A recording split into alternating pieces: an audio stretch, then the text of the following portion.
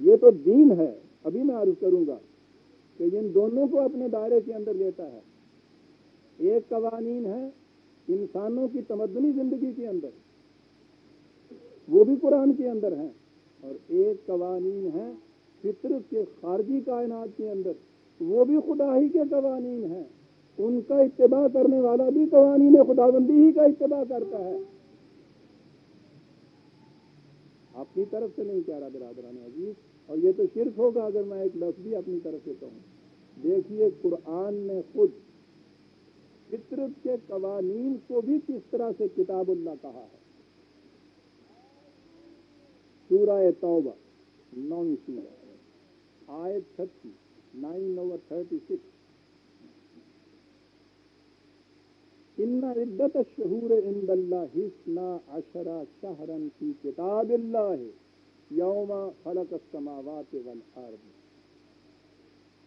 یہ میں اپنے مقام پہ عرض کروں گا کہ یہ کہنے کی ضرورت کیوں پیش آئی کہ یاد رکھو سال کے 12 مہینے ہیں جس میں یہ زمین ایک چکر کاٹ لیتی ہے سورج کے گرد اور پھر سے اپنی اسی حالت کے اندر آ جاتی ہے۔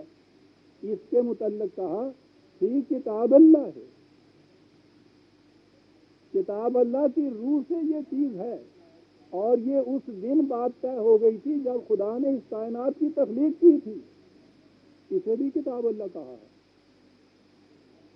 یہ تو قوانین فطرت ہیں، ان کا تعلق تو انسان کی تمدنی زندگی سے براہ راست نہیں ہے۔ فطرت کے قوانین کو بھی کتاب اللہ کہا، اور انسانی زندگی سے متعلق جو قوانین ہیں ان کو بھی کتاب اللہ کہا۔ ان دونوں کے مجموعے کا نام دین ہے، یاد رکھیے۔ قرآن کریم نے سورہ بقرہ میں ایک عظیم چیز کہی ہے، کہا ہے اس نے یہ، سورہ بقرہ آیت 85 2/85، غور سے سننے کی چیز، کہا ہے کہ افتؤمنون ببعض الکتاب وتکفرون ببعض فما جزاء من يفعل ذلك منكم الا خزي في الحیاۃ الدنیا ویوم القیامۃ یردون الی اشد العذاب۔ کیا تم یہ روش اختیار کرنا چاہتے ہو کہ کتاب اللہ کے ایک حصے کے اوپر تو ایمان رکھو اور اس کے دوسرے حصے سے کفر برتو؟ یاد رکھو جو شخص جو قوم بھی یہ روش اختیار کرے گی اس کا نتیجہ کیا ہوگا؟ سنیے عزیزان ایمان، اس کا نتیجہ یہ ہوگا اس دنیا کی زندگی میں ذلت اور خواری، اور اخروی زندگی میں سخت ترین عذاب۔ بات کیا ہوئی؟ کتاب کے ایک حصے پہ ایمان، دوسرے سے انکار۔ پہلے تو یہی چیز لے لیجیے، کتاب سے مراد اگر قرآن کے وہی احکام لیے جائیں جو انسان کی تمدنی زندگی سے متعلق ہیں، تو ان میں بھی یہ کیفیت پیدا کرنا کہ کچھ قوانین کو تو اپنا لینا اور ان کو جاری کر لینا اور ان پہ عمل کرنا، اور دوسرے قوانین کو پس پش ڈالتے چلے جانا، جن پر عمل کرنے سے کچھ اپنا فائدہ ہو اس میں عمل کرتے چلے جائیے، اور جس سے کچھ نقصان پہنچتا ہے اسے پس پش ڈالتے چلے جائیے۔ اور یہ کہا جائے جاب کے ساتھ یہ کہ کیسے یہ کچھ کر رہے ہیں، جواب ملتا ہے جی سارے قرآن سے کن عمل کیتا بھائی، جنہیں جوگا کوئی آگاہ کر لے، یعنی جو اس میں اپنے مطلب کی چیزیں ہیں ان کو لیے چلے جائے۔ یہ پابندی یہ قرآن جس سے کچھ نقصان پہنچتا ہے اس کو چھوڑ دے، کیوں صاحب معذوری؟ وہ کون بندہ بشر ایسا ہے جو سارے قرآن پہ عمل کر دے گا؟ کیسی معقول بات نظر آتی ہے۔ قرآن کہتا ہے یاد رکھو جو یہ روش اختیار کرتا ہے اس دنیا کی زندگی میں بھی ذلت و خواری ہوگی، عاقبت کا تو پوچھنا کیا ہے۔ کسی کو دوسری جگہ اس نے کہا ہے کہ یہ لوگ قرآن کو ٹکڑے ٹکڑے کر دیتے ہیں۔ انسانی زندگی برادران عزیز ایک انڈیویزیبل یونٹ ہے، ناقابل تقسیم وحدت ہے، یہ حصوں میں نہیں بانٹی جا سکتی، اس کے کمپارٹمنٹس الگ الگ نہیں ہوتے۔ اور اس لیے جو ضابطۂ قوانین انسان کی پوری زندگی کو محیط ہوگا وہ مین ایز اے ہول کو لے گا، اس میں آپ یہ نہیں کر سکتے کہ اس کے کچھ حصے کے اوپر تو آپ عمل کریں اور دوسرا حصہ جو ہے اس کو چھوڑ دیں۔ کسی ڈاکٹر کے نسخے کو اس طرح کا پی کے دیکھیے اور پھر دیکھیے شام تک حالت کیا آپ کی ہوتی۔ کسی فارمولے کو لیبارٹری میں اس طرح سے اس پہ عمل کر کے دیکھی کہ اتنا حصہ تو لے لیا اور دوسرا حصہ جو ہے اس کو چھوڑ دیا، کیا ہوتا ہے اس سے؟ اولئک حبطت اعمالہم، ان کی ساری محنتیں رائے گاں چلی جاتی ہیں۔ ذلت و خواری تو انہی کے حصے میں آتی ہیں جن کی محنتیں رائے گاں چلی جاتی ہیں۔ کتاب کے ایک حصے پہ عمل، دوسرے حصے سے اعراض۔ مثالیں تو میں بہت سی دے سکتا ہوں، جب آگے ہم قرآن میں چلیں گے تو مثالیں آتی چلی جائیں گی، لیکن اس وقت تو آپ ایک ہی مثال کو لیجیے۔ جو میں نے یہ کہا تھا، قرآن نے کہا ہے کتب علیکم الصیام، وہی لفظ از روئے قانون خداوندی واجب ہے تمہارے اوپر صیام۔ کتب علیکم القتال، از روئے قانون خداوندی واجب ہے تمہارے ہوئے جنگ اور جنگ کی تیاریاں۔ روزوں پہ تو ہمارے ہاں اتنا زور دیا جاتا ہے،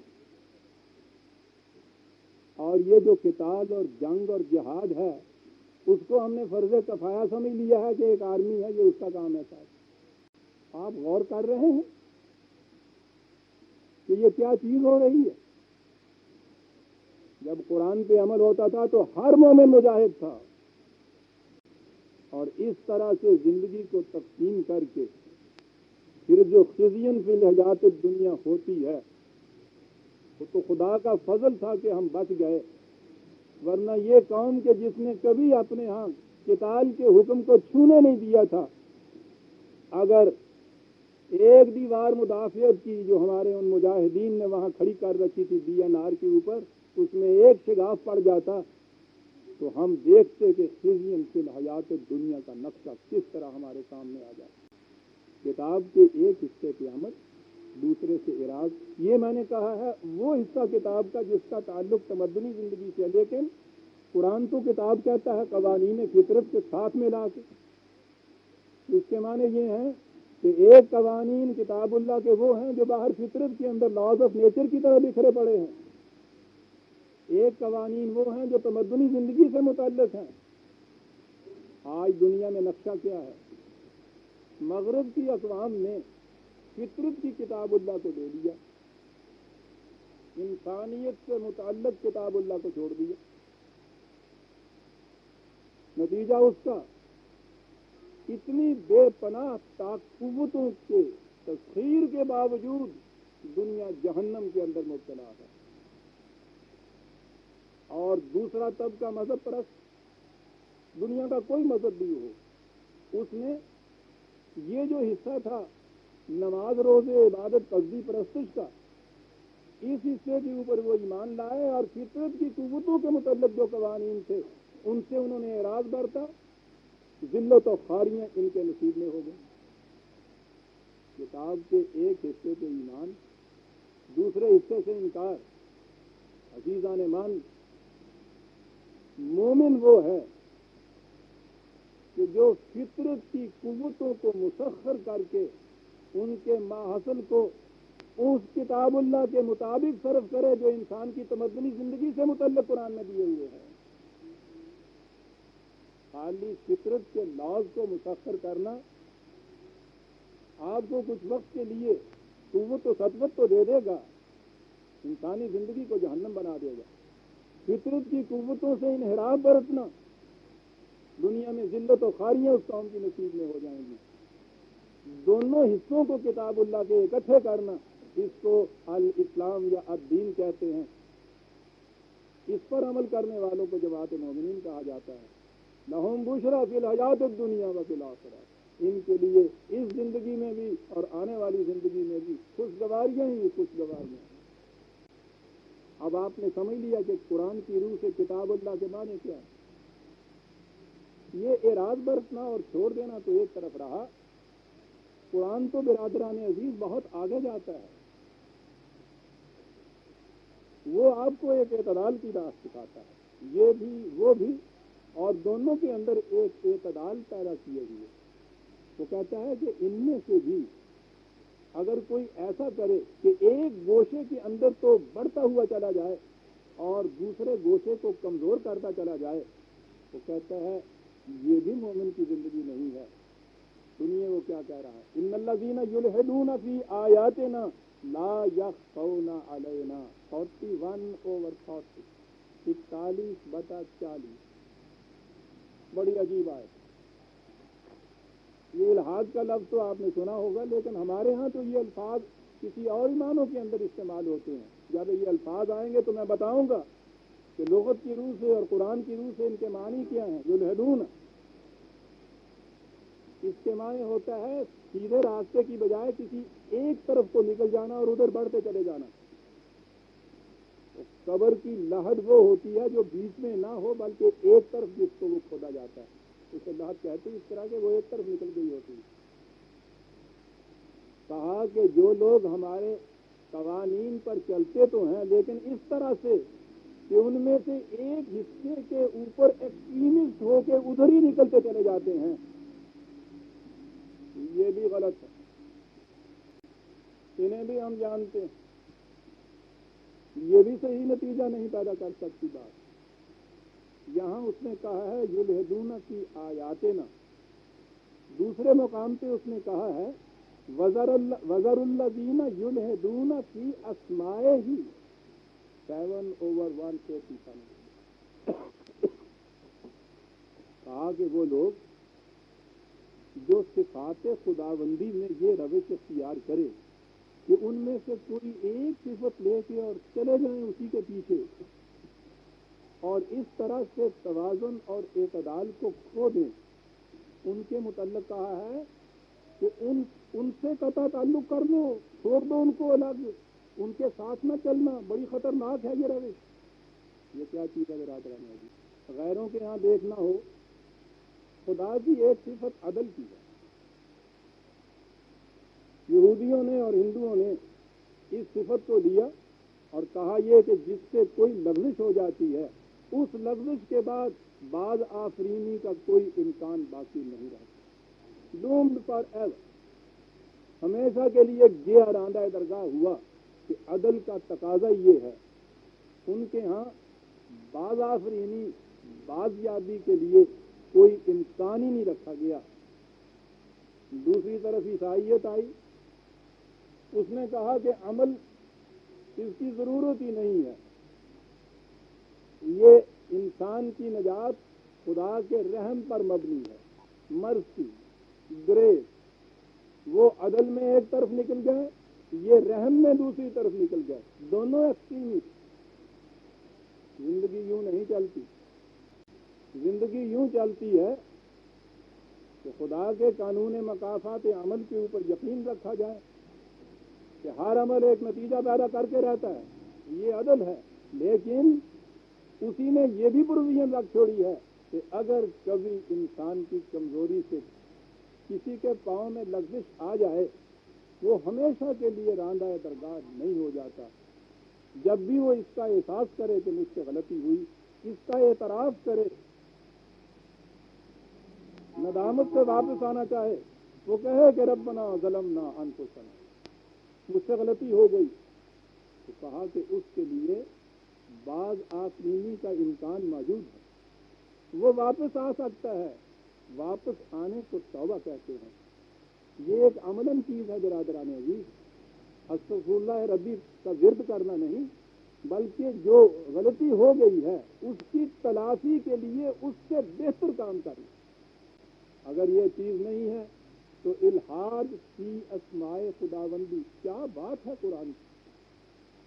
حالانکہ ہمارے ہاں یہ سمجھا جائے گا جو شخص بہت ہی زیادہ نیک پرہیزگار، کچھ ایسا بن جائے کہ دنیا کے دھندوں سے واسطہ نہیں ہے، کوئی تعلق نہیں رکھتا، بڑا بزرگ گنا جاتا ہے، بڑا مقدس ایسا ہے، پہنچے ہوئے ہیں، الحاد بھی اسماء اللہ ہے، وہ ایک طرف نکل گیا ہے اس کے اندر۔ کہتا ہے ان دونوں چیزوں کو اکٹھا رکھ کے اور پھر آگے چلیے. یہ ہے توازن کی راہ جو قرآن بتاتا ہے آپ کو. میں کیا یہ رہا تھا کہ قرآن نے اپنے آپ کو قرآن کہا, اس نے اپنے آپ کو کتاب کہا. کتاب کے معنی ضابطۂ قوانین ہوا, قوانین فطرت کے بھی, قوانین انسانی زندگی کے تمدن سے متعلق بھی, دونوں کے مجموعے کا نام الدین ہے. اور ان میں اعتدال پیدا کرنا چاہیے, الحاد نہیں اس کے اندر پیدا کرنا چاہیے. دوسری چیز ہمارے سامنے آگے کتاب, اور کتاب عربوں کے ہاں کتاب ان کاغذوں کے مجموعے کو کہتے تھے, اور اس وقت کہتے تھے, یاد رکھیے یہ بات, جب ان کی شیرازہ بندی کر کے ان میں لوہے کا ایک چھلا پرو دیا جاتا تھا. اس زمانے میں شیرازہ بندی کا طریقہ یہ تھا, لوہے کا ایک چھلا. اب بھی ہمارے ہاں جو بڑی بڑی فائلیں ہوتی ہیں اس میں ایک لوہے کا کڑا دے دیا جاتا ہے. جب منتشر کاغذات کو اس طرح سے اکٹھا کر کے ان کی شیرازہ بندی کی جائے, اس وقت وہ اسے کتاب کہتے ہیں. لہذا قرآن نے جو پہلی آیت الف لام میم کی جو کہی, ذالک الکتاب, تو اس سے یہ نظر آ گیا کہ نزول قرآن کے زمانے میں, رسول اللہ صلی اللہ علیہ وسلم کے زمانے میں, قرآن ایک مرتب مدون شیرازہ بند کتاب کی شکل میں موجود تھا. لہذا وہ جو ہمارے ہاں تصور چلے آتے ہیں کہ رسول اللہ صلی اللہ علیہ وسلم تشریف لے گئے اور اسی طرح سے یہ قرآن جو تھا مدون شکل میں تھا ہی نہیں, جمع کیا ہوا ہی نہیں تھا, کچھ ہڈیوں پہ لکھا ہوا, کچھ کھجور کے پتوں پہ لکھا ہوا, کچھ ٹھیکریوں پہ لکھا ہوا, کوئی کسی کو زبانی یاد. پھر جب ایک جنگ میں بہت سے افراد شہید ہو گئے تو اس کی ضرورت محسوس ہوئی کہ اس کو کہیں اکٹھا کیا جائے. پھر ایک کمیٹی بٹھائی گئی اور انہوں نے لوگوں سے کہا کہ لاؤ جو کچھ کسی کے پاس ہے, کوئی ٹھیکری لے آیا, کوئی ہڈی لے آیا, کوئی پتا لے آیا, اور اس طرح سے لا کے اکٹھا کر کے اور اس وقت پھر بیٹھے قرآن مرتب کرنے. اب اس میں سے کئی آیتیں ایسی ہیں جو صحابہ اخبار کہہ رہے ہیں کہ ہم تو پڑھا کرتے تھے رسول اللہ کے زمانے میں, وہ تو ہیں نہیں اس میں.